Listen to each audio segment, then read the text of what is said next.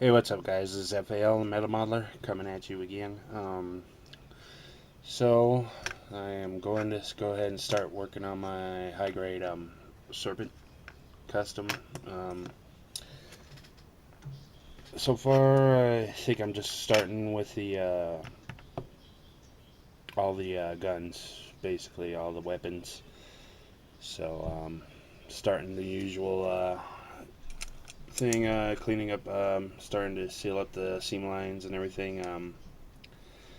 The typical way with extra thin cement, which is amazing stuff I always use. Just you can apply it to parts that are already put together and watch the magic happen as you go. Always using pretty generous amounts into the seams. So getting that prepared and especially with these snap fit kits, it's kind of nice to actually leave a little bit of a gap in between the seams, just so the glue will actually. So basically, you kind of have like a canal in between the seams for the glue to actually run through, and then I pretty much run my brush pretty much right along with it. Then yeah, and just wait maybe for about 15 seconds for it to actually like activate the plastic to kind of melt, you know, for the glue to actually melt the plastic, and then after that, you should be able to press on it pretty hard, enough to where you're basically squeezing out the paint. I mean the glue to make yourself a nice little seam crack little thing. So what that does is basically seal it.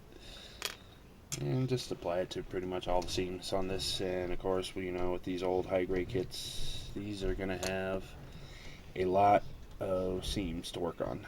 So, yeah. And the reason why I'm kind of doing the weapons first is because I always end up doing them last, and they are the ones I think that always end up getting the least amount of detail on it, because by that time you're just already you know satisfied with the model, and so you just try to find all the shortcuts on the weaponry, and a lot of times a lot of people just don't want to finish it. um, so I think my plan on this, I will definitely do some shading, because generally this thing has a humongous gun, so pretty stoked on that. As you can see, I kind of cleaned up the seams on this and everything, so this will be able this to give you a lot of room to actually give you some details and everything on it. Probably do some pre and post shading on it. You know, definitely try to enhance some of these parts here and that. I might do some customizing. This kit is actually really awesome to do some battle damaging, because it's a grunt. It's a grunt suit, and so it has more like war machine like properties to it. So really looking forward to that, and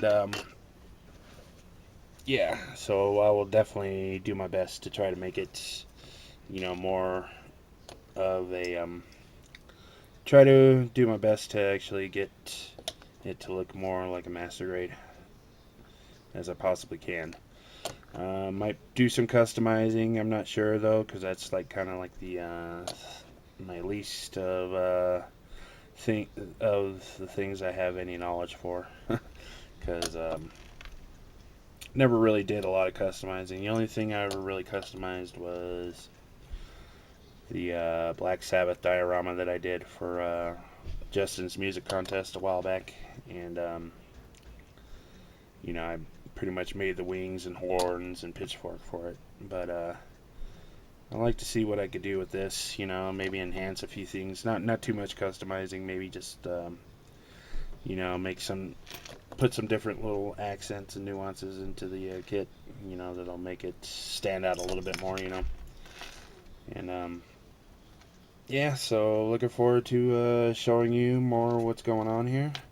I'm still kind of cleaning up this gun. This one has the pegs on here did not line up with the seams, or basically the gun didn't line up with the seam that well. So there's like a little bit of definite like uneven areas in here. So it takes like a little bit of a heavier like a sanding thing. I'm using this, which I think is like 180 grit, or it could be a lot less because it's pretty heavy. So you know, just coming along here and trying to make this more even with it. You know, it's going to give you a really rough edge and a lot of scratches. So basically, you got to keep on going with like a finer grint on this as you go.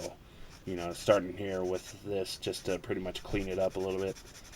You know, making the edges even. You know, you'll kind of see a little bit of the how rough it is. You know, so you just take it as it goes. Basically, to the point where, yeah, where it just pretty much makes a more smoother surface. Usually, if you use Mr. Surfacer,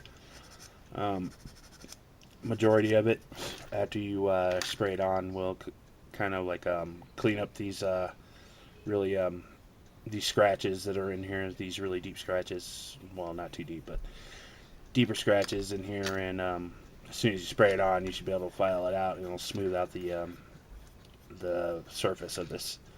And then you could just spray it again, and then you should be able to have like an even surface. So what I usually do also with the surfacer is that when I sand it, I usually let it dry for a day just to make it, you know, kind of hard, so the sandpaper doesn't get all gunked up with the surfacer.